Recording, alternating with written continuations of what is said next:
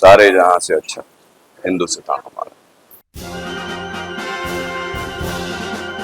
First of all हमारे सभी viewers को हैप्पी इंडिपेंडेंस डे। एंड 15 अगस्त की अगर बात करें तो बहुत सारी बचपन की मेमोरीज हैं, और यू नो स्पेशली मैं जब जिस दौरान मिलिट्री स्कूल में था नासिक, उस टाइम की बहुत सारी मेमोरीज हैं। You know we used to have a march past parade because you know हम मिलिट्री स्कूल में थे। That was our independence day function every year, and of course also republic day along with that. I think वो जो एक feeling है कि you know 15 अगस्त को event होगा और डिफरेंट कॉम्पिटिशंस होंगे और हम पार्टिसिपेट करेंगे और हमें एज अ टीम या एज एन इंडिविजुअल उस कंपटीशन में जीतना है। आई थिंक वो एक्साइटमेंट तो कोई फीलिंग रिप्लेस कर ही नहीं सकती। हार और जीत की अगर बात हो रही है, सो आई पर्सनली फील, मुझे ऐसा लगता है कि इंसान तब तक नहीं जीतता जब तक वो हारना नहीं सीखता। सो आई थिंक हारना एक बहुत इंपॉर्टेंट पार्ट है लाइफ का, उससे बहुत कुछ सीखने को मिलता है। और बाकी यू नो इवेंचुअली हर इंसान कहीं ना कहीं अपनी लाइफ में जीत ही जाता है बस। यार मुझे अभी भी याद है 15 अगस्त पर हमारे स्कूल में एक स्पेशल लड्डू हुआ करते, वो यू नो वो चॉकलेट तो ठीक है, वो लड्डू का जो टेस्ट आता था वो सिर्फ 15 अगस्त को ही वैसा यू नो लड्डू टेस्ट करने को मिलता, और वो कहीं मिलता भी नहीं था।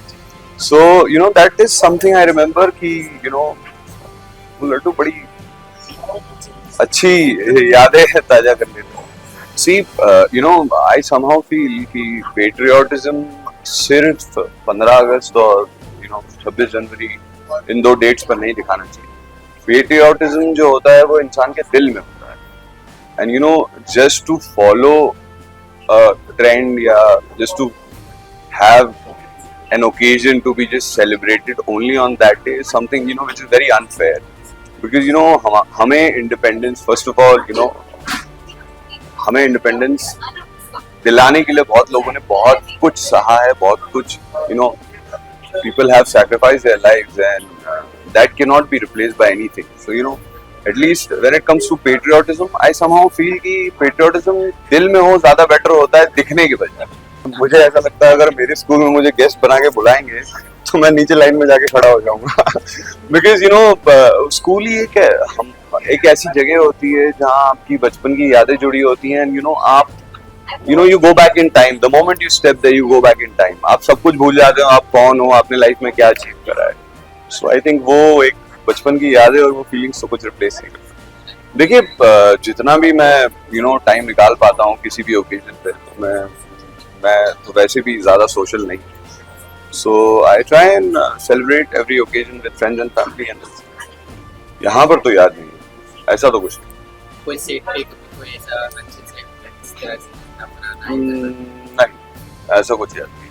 हाँ एक जगह है जहाँ मैं यूजुअली हम जहाँ पहले प्रैक्टिस करते थे, तो बहुत सालों पहले फुटबॉल खेलते थे मुंबई में, वहां पर फ्लैग होइस्टिंग में हम लोग काफी रहे हैं, क्योंकि यूजुअली हम लोग यू नो हॉलीडे होता है तो उस दिन ग्राउंड यूजुअली खाली रहता है आफ्टर द फंक्शन।